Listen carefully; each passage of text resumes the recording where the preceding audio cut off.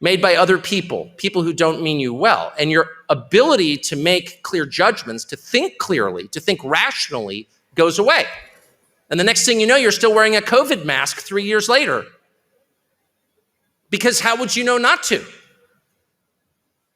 4 years ago, I moved with my wife and some of our many children outside of a city where I had lived most of my life, Washington, D.C., to a rural area. And the very first thing I noticed when we left the city was every time you would stop and do something, whether it was, go to the store to get something to drink, go buy food, go to the post office, the very first thing that would happen is someone would talk to you. Do you know what talking is like to a person? It's different from texting. People speak and you look at their faces when they talk.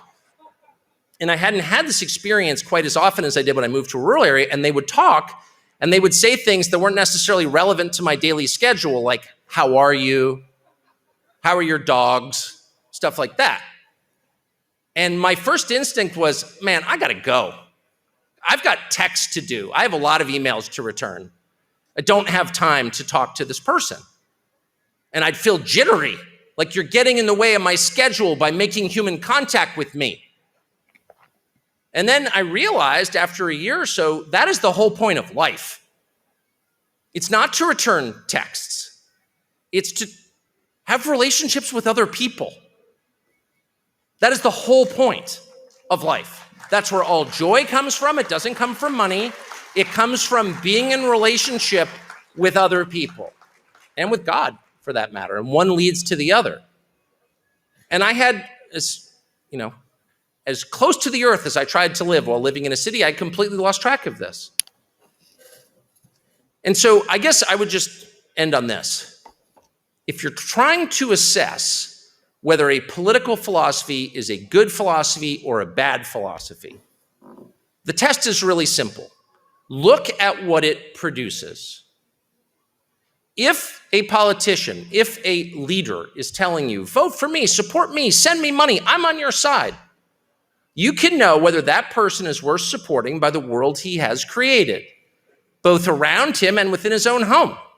Is that person happily married? Does his wife respect him? Do his children listen to him? How many dogs does he have?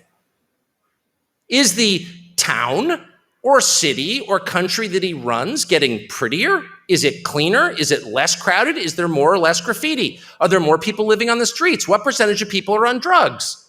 How many people died of drug overdoses on the sidewalk last month? These are measurable. And so by the fruits, you will know whether this is a good thing or a bad thing.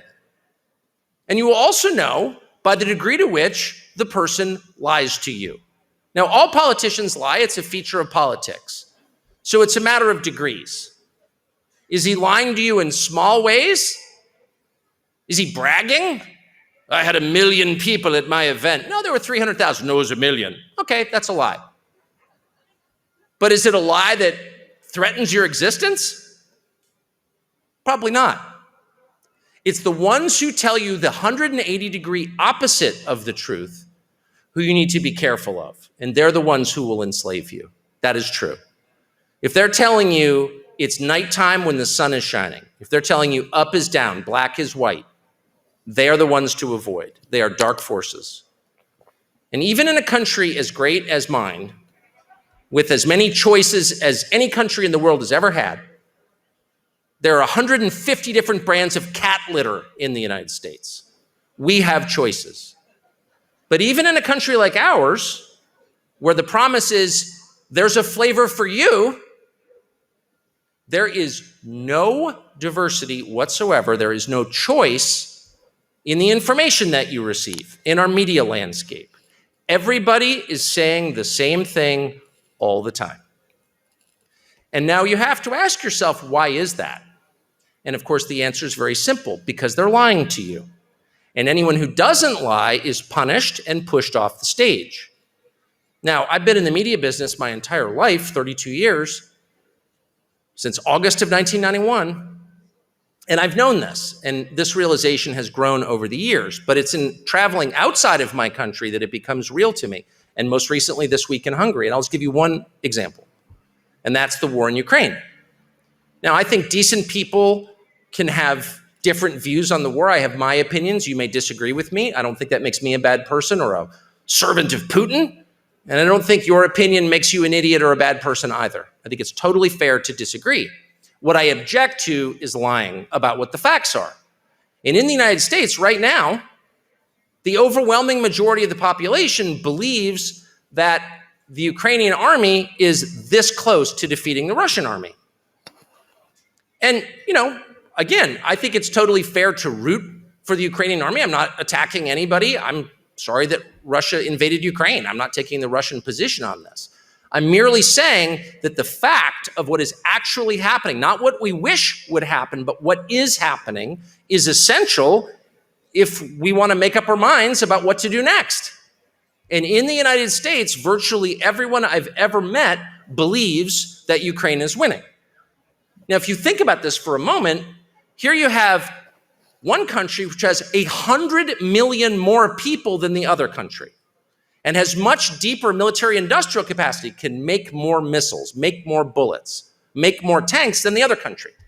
So over time, the bigger country is almost certain to win, correct? This is a physics principle.